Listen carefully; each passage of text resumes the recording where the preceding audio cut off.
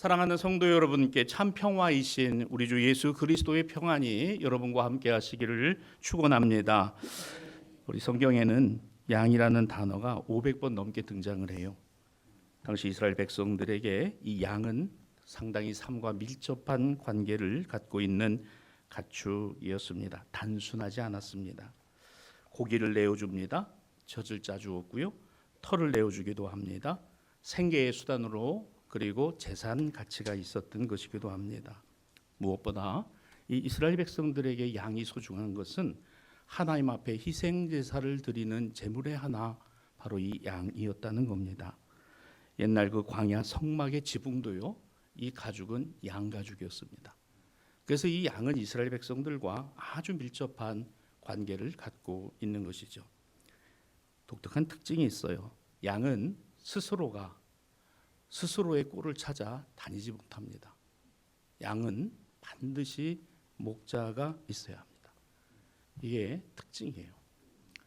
양에게는 목자가 없으면 그 양 자체의 특성은 각기 제 갈 길로 가는 특성이 있습니다. 그래서 목자가 있어야 합니다. 가만히 생각해 보면 하나님이 그렇게 만들고 지으신 이유가 있을 것 같아요. 그 이유가 어떤 것이 있을까? 양은 방어할 날카로운 이빨도 없어요. 그 입을 보면요, 이빨이 날카롭지 않습니다. 도망칠 빠른 다리도 없어요. 그러고 보니까 대전에서 탈출한 우리 늑구 같은 경우는 이빨도 날카롭고 다리도 튼튼해서 도망도 잘 다니고, 근데 양은 이빨도 무디고 그리고 도망칠 빠른 다리도 없습니다. 목자 없는 양, 그리고 양의 무리, 양떼 가운데 벗어난 양은 쓸쓸하게 고독하게 들판에서 죽어가고 사람 눈에 띄지 않는 골짜기에서 울다가 지쳐 죽게 됩니다. 이런 점에서 양은 혼자서가 아니라 무리, 즉 양떼를 이루고 그 안에 있어야 한다는 것이고, 그 양떼의 무리는 양의 목자가 그 무리를 구성한다라는 것입니다. 양 무리의 목자인 겁니다. 오늘 본문의 말씀 모두 영원한 목자이신 하나님과 우리 영혼의 목자 되신 예수 그리스도에게 초점이 맞추어져 있어요. 오늘은 부활 네 번째 주일입니다. 교회는 부활을 7번째 주일로 지킵니다. 이 7주일 동안에 부활의 메시지는 우리에게 분명히 신앙의 길을 가고 믿음의 길을 가고 눈을 뜨고 오늘 그 시대 앞에서 예수 그리스도를 온전히 붙들라, 이렇게 말씀합니다. 우리 지난주에 무슨 말씀으로 은혜 나누었죠? 엠마오로 내려가는 두 제자. 오늘 그들의 모습, 오늘 말씀 안에는 이어지는 목자 없는 양 같은 이스라엘 백성들에게 영혼의 목자가 되신 우리 주 예수 그리스도를 선포하고 있다는 겁니다. 자, 그래서 이 부활 네 번째 주일을 교회력에서는 선한 목자 주일이라고 합니다. 그래서 오늘이 선한 목자 주일이에요. 이 시간 우리는 이 말씀을 통하여 특별히 함께 읽은 요한복음과 이어 공동성서 전과에서 제시되고 있는 모든 말씀들을 통해 우리가 함께 선한 목자이신 예수 그리스도의 은혜를 나누도록 하겠습니다. 자, 먼저 시편 23편을 우리가 예배 교동문으로 사용을 했어요. 오늘 이 부활 후 네 번째 주일의 시편의 본문은 시편 23편입니다. 여호와는 나의 목자시니. 따라 합시다. 여호와는 나의 목자시니. 하나님이 목자가 되신다. 하나님이 목자가 되신다. 참 얼마나 힘이 됩니까? 힘이 됩니다. 세상의 권력자가 나를 안다. 이것도 참 힘이 돼요. 그런데 하나님이 나의 목자이시다. 얼마나 놀랍습니까? 세상은 사람을 수단으로 취급하고 소모품으로 볼 때가 참 많아요. 그래서 나라고 하는 존재는 없어지고 그것이라는 존재로 대상화되고 객체화됩니다. 마틴 부버와 같은 사회학자는 이것을 나와 너의 관계로 설정했어요. 나와 너, 인격적 관계입니다. 여러분, 세상에서 우리가 나로서, 존재로서 인정받는 경우가 그리 많지 않습니다. 그냥 그것, 대상화되고 객체화된 것으로. 예를 들어 볼까요?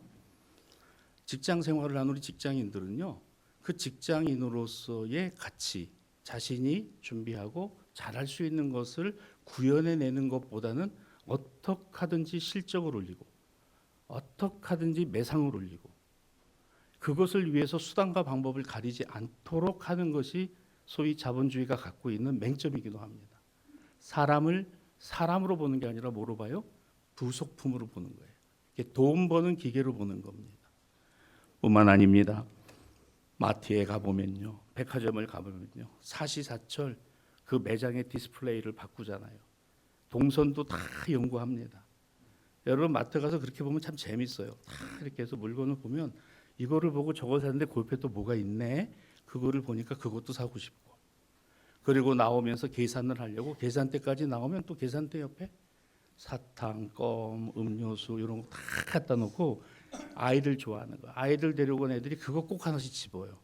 그러니까 들어오면서부터 나갈 때까지 끝까지 물건 하나를 어떻게 더 팔려고 하는 거예요. 그러니까 오늘 이 소비자는 왕이다? 아닙니다. 소비자는 봉이다. 소비자는 봉이다.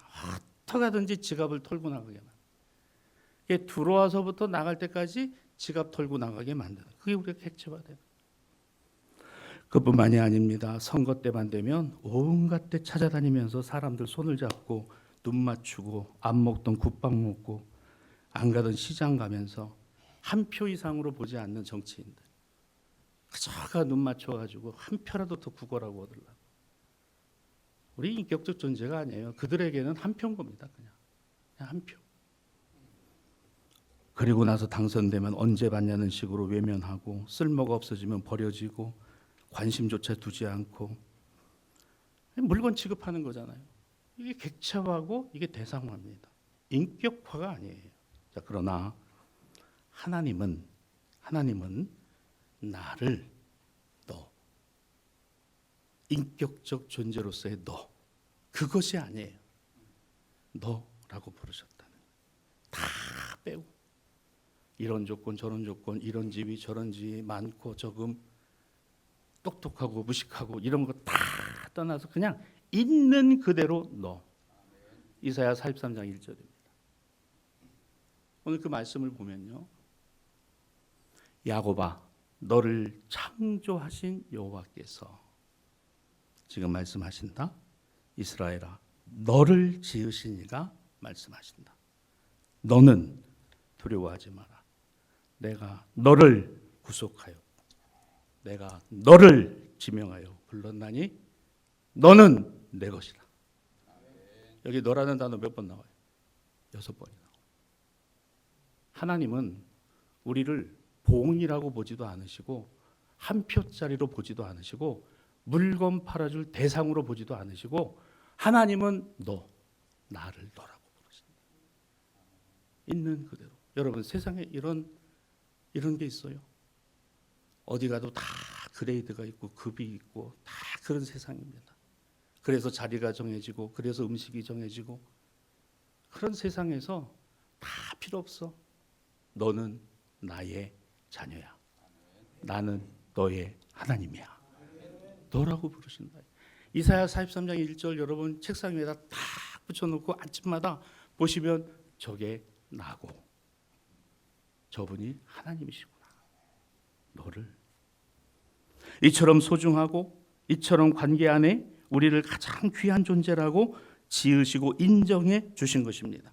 따라서 이 같은 소중함이 사라지고 관계가 깨지고 그리고 내가 툭 떨어진 것과 같은 존재가 될 때 물론 돈이 떨어지고 지위가 낮아지고 있는 곳에서 없어지고 그래요. 그것도 우리에게 너무너무 힘들어요. 그런데 정말 힘든 것은 뭘까? 하나님과 나와의 관계가 단절되는 겁니다. 그게 끊어지는 겁니다. 그 하나님의 음성이 들려오지 않는 겁니다. 그 하나님을 더 이상 찾지 않는 겁니다. 그게 나에게 외로움이 되고 나의 삶의 문제가 되고 고독이 되는 것이죠. 그래서 이 외로움과 고독은 관계가 깨질 때 그 소중함을 잃어버렸을 때 가장 먼저 찾아오는 것이더라고요. 오늘날 우리 젊은 아이들, 우리 젊은 친구들, 젊은 세대들 인스타그램이라든가 페이스북이라든가 이 관계로 많은 관계를 맺어요. 적게는 1, 20명에서 몇백 명 또는 몇천 명 단위로 이 팔로워들을 갖고요. 그리고 친구들을 만들어 갑니다. 저도 페이스북에 제 친구만 해도 여러분 거의 600명이 넘더라고요. 근데 그런 관계들은요, 야, 600명이라는 사람, 거기엔 정치인도 있고, 그리고 목사님들도 계시고, 평신도도 있고, 많아요. 그런데 그런 사람들이 1000명, 2000명, 3000명, 4000명씩 돼서 그분들이 행복하느냐? 아닙니다. 행복하지 않아요. 인스타그램에 사진을 올리면 누군가가 좋아요를 눌러줘야 하고, 누군가에게 칭찬을 해야 되고, 은근히 내가 그걸 올려서 나는 이런 데 가서 밥 먹는 사람이야. 나는 이 정도 사람이야. 그거 보여주고 싶은데. 좋아요를 받지 못하면 쓸쓸하고, 오늘 거기에 내 사진에 하트 하나 눌러주지 않으면 너무너무 속상한. 그럼 뭐예요, 여러분? 마음 터놓고 기대고 의지하고 함께 나눌 사람이 없는데 가식적으로 그저 어떤 식당에 가서 음식 찍어서 올려보내고 어디 가가지고 어디 갔다라고 올려보내고 그거 인정받고 그리고 남는 게 뭐예요? 공허함밖에 안 남아. 아무것도 안. 군중 속의 고독입니다. 기댈 사람 없는 거예요. 하나님과의 관계, 하나님과의 형통, 하나님과의 연결점이 끊어져 버리면 우리가 사실 이런 고통을 느껴야 되는 거예요. 하나님과의 관계가 잘려나가면 아무리 사람이 많아도, 아무리 팔로워가 많아도, 아무리 좋아요를 받아도 영적인 허기는 채울 수 없다는 겁니다. 영혼의 허기는 채워지지 않는다는 거예요. 어떤 것도 우리의 영혼의 허기를 채울 수 있는 길이 세상에는 없다는 겁니다. 보시지요. 처음 사람 아담과 하와는 하나님과의 범죄를 통해 하나님 앞에 범죄를 통해 하나님과의 절대적인 관계가 깨져 나갔어요. 하나님은 아담을 너라고 부르시고 하와를 너라고 부르셨는데 아담과 하와는 하나님을 그라고 생각하는 거예요. 나하고 관계없다라고 생각하는 거예요. 그리고 그들 마음속에 욕심이 꿈틀거리기 시작했어요. 그게 뭡니까? 너 이거 먹으면 하나님같이 돼. 하나님같이 된다는 말에 꽂혔어요. 너 인스타그램, 페이스북에 팔로워 1000명, 2000명, 10,000명, 20,000명 되잖아? 너 그 수익 얼마인지 알아? 너 그렇게 하면 네가 하나님 되는 거야. 우리는 잘 여러분 어르신들 이해하고 들으세요. 잘 여러분 이해가 안 되시면 우리나라 대단한 전 세계를 움직이는 BTS라는 가수들이 있어요. 저도 잘 모르겠어요. 그 가사가 뭔지는. 미국에 공연을 합니다. 지금 모교에 가서 공연하는데 여러분 미국의 플로리다라고 하는 도시 전체를 통제를 한다는. 얼마나 사람 몇만 명이 모여서 그거를 듣고 그 한글 노래를 아리랑을 따라 부르는. 근데 저는 이런 생각을 해봐요. 그 가수들, 그 아이돌 스타들이 그 공연이 끝나고 나서 그들 마음속에 무엇이 남아 있을까? 군중들의 환호, 사람들의 환성, 사람들이 그들을 추앙하고 따르는 그 이면에, 그 이후에 그들 안에 무엇이 있을까? 너무 공허하고 아무것도 남은 것 같지 않은 그 인생, 누가 그들의 위로자가 되고 누가 그들을 붙드는 사람이 될까? 붙들 수 있을까? 하나님이 지으신 귀한 존재에서 아담과 하와는 그렇게 떨어졌어요. 나도 하나님 될 수 있다.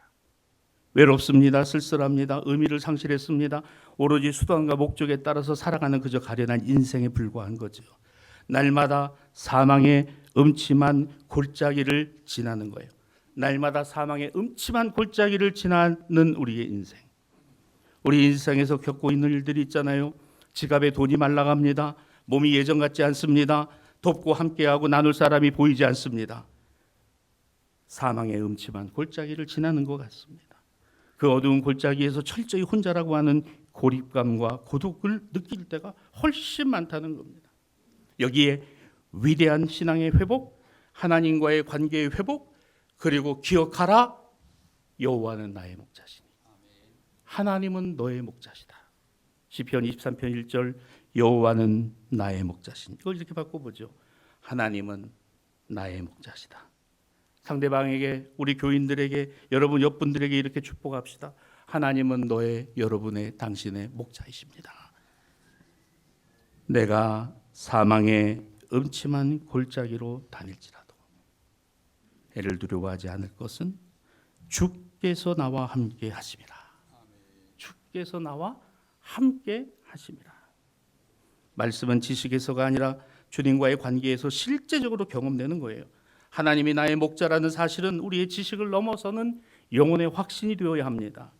영혼의 확신, 우리의 지식을 넘어서는 영혼의 확신, 우리의 기대, 내가 의지하고 내가 붙들 확신, 그게 뭐예요? 그게 아멘입니다. 아멘이라는 말의 뜻은 그렇습니다, 동의합니다, 믿습니다, 그것만이 아니에요. 그건 1차적인 뜻이고, 진짜 그 아멘이라는 말의 뜻이 뭘까? 아만이라는 단어가 뭡니까? 내가 믿고 내가 의지할 분은 하나님이십니다. 이게 아멘이에요. 여러분, 이 아멘이 여러분의 삶 속에서 충만하시기를 주님의 이름으로 축원합니다. 이게 복이에요. 이게 축복입니다. 무슨 물통, 영통, 신통 그런 소리 듣지 마시고 진짜 복은 내가 이 고백할 수 있을 때 주님이 나의 의지이십니다. 주님이 나의 힘이십니다. 주님이 내 확신입니다. 아멘. 이와 같은 신앙의 원리 안에 중요한 것이 있죠. 양과 양의 무리, 그리고 그것을 인도하는 목자입니다. 성도의 공동체로서의 교회는 양의 무리와 같지요. 그 무리의 목자가 누구입니까? 주님만이 목자이십니다. 목자는 길을 잡고 가는 이입니다. 양은 그 뒤를 잘 따라가야 하죠. 근데 양이 똑같지 않아요. 목자를 잘 따라가야 하는데 양들이 다 제각각 각기 제 길로 가는 경우들이 훨씬 많습니다. 여러분, 이 가축으로서의 양뿐만 아니고요, 가축화된 양만이 아니고 이 들에 있는 사냥이나 이런 양들은요 무리 생활을 하잖아요. 이 양의 특징 중에 하나는 뭐냐면 양은 시력이 나빠요. 양은 이 시력이 나빠요. 시력이 가장 좋은 그 짐승은 뭐예요? 독수리입니다. 몽골 초원에 사는 이 대왕 독수리들은요 날개를 피면은 3m 정도가 됩니다. 그러니까 이런 게 날아다니니까 어마무시한 거죠. 그런데 더 놀라운 것은 그 독수리의 시력이에요. 인간의 시력은 좋아야 2.0 좋아야. 그런데 그 시력의 곱하기 300배가 독수리의 시력입니다. 그러니까 그 높은 데에서 저 밑에 도망가는 쥐가 보이는 거예요. 그리고 내려 꽂으면 시속 300km가 넘습니다. 대단한 거죠. 그런데 이 양은요 아주 지독하게 시력이 나빠요. 앞에 있는 것만 간신히 보이고 그 다음에 보이지 않아요. 그래서 겨우 그냥 요 앞에 있는 요것만 보는 거예요. 요 앞에 있는 것만 이렇게 봐요. 그 너머를 보지 못해. 그냥 요것만 보는 거예요. 그게 양입니다. 그러다 보니 양은 앞에 양을 따라가요. 그 앞에 양만 따라가게 돼 있어요. 그러다 보니까 양 하나가 엉뚱하게 이상한 데로 가면 다 이상한 데로 가는 거예요. 이상한 데로 가고 그렇게 줄줄이 따라가다가 한 마리가 그냥 삐끗해가지고 낭떠러지로 떼굴떼굴 굴르면 다 떼굴떼굴 굴러가요. 이게 양입니다. 그리고 또 있어요. 이 양은 생물학적으로요 고집이 무지하게 세다는 거예요. 무지하게 세. 그러니까 그 길만 가지 딴 길은 생각하지 않는 거예요. 그리고 이 양은요 스스로 일어설 수가 없어요. 무슨 말입니까? 양이 4발인데요 뒤집어 놓으면 양을 이렇게 뒤집어 놓으면 양은 스스로 못 일어납니다. 이거 목자가 이렇게 세워줘야 돼요. 이렇게 앉으면 또 뒤집었는데 못 일어나는 거 있어요. 뭔지 아세요? 소입니다. 소. 소도 이렇게 앉았다 일어났다 하는 거죠. 말도 마찬가지로 뒤집어지면 못 일어납니다. 뒤집어지면.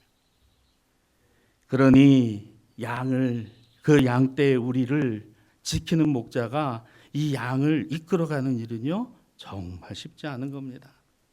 그래서 목자가 힘든 거죠. 베드로전서 2장 25절 너희가 전에는 양과 같이 길을 잃었다.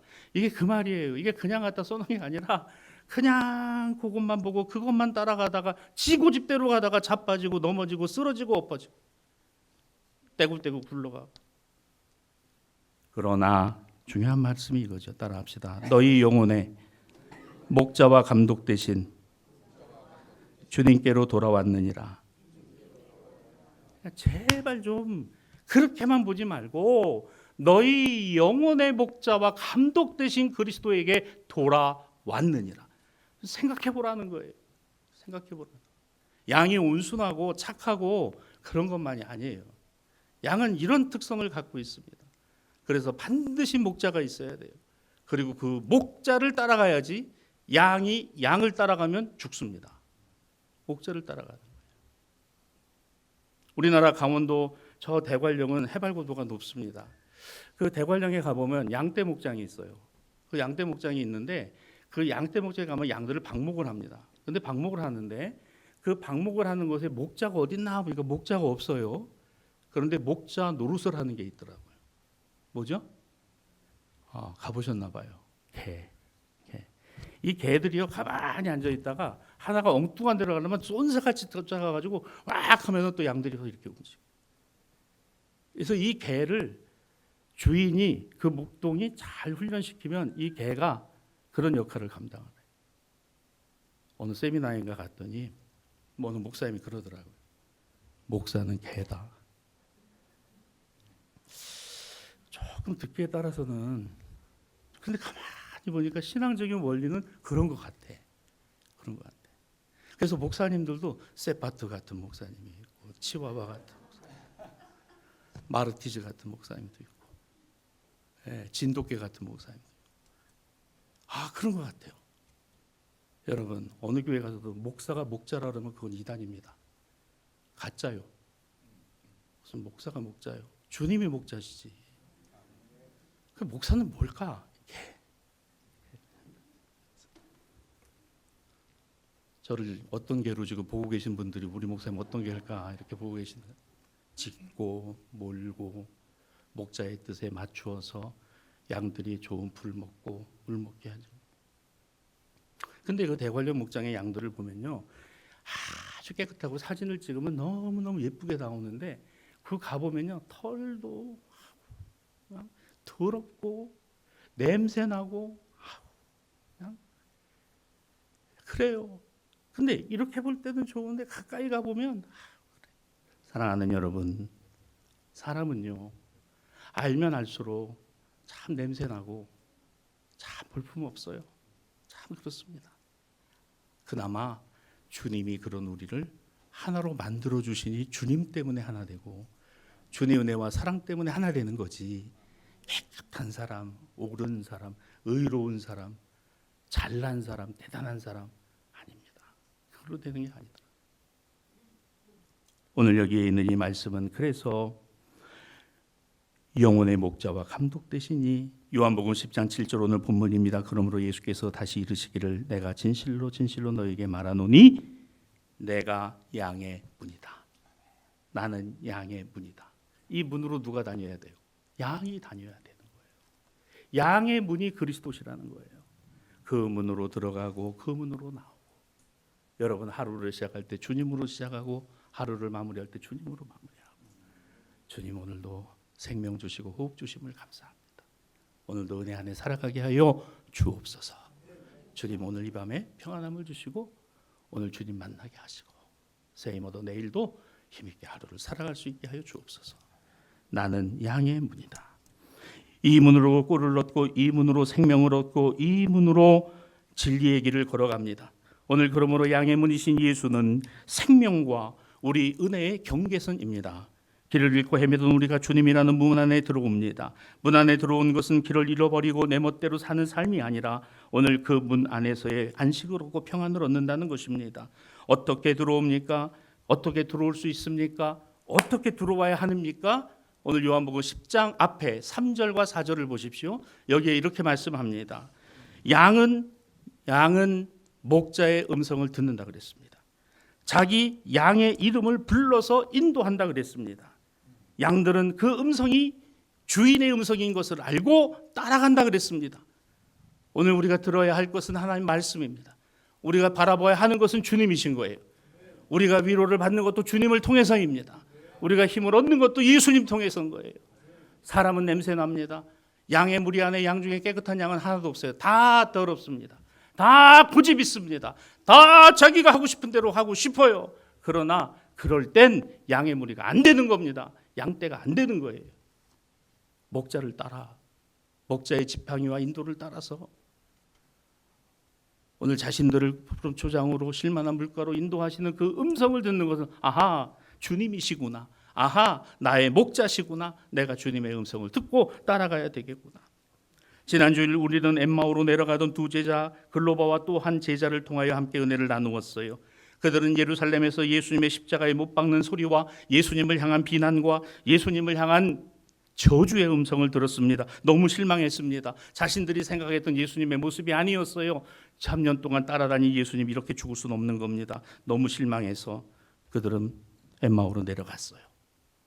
세상의 소리를 들으면 주님의 음성이 들리지 않아요.